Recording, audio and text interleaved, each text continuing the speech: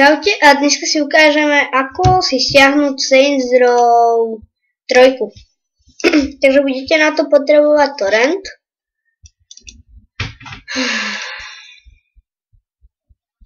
torrent.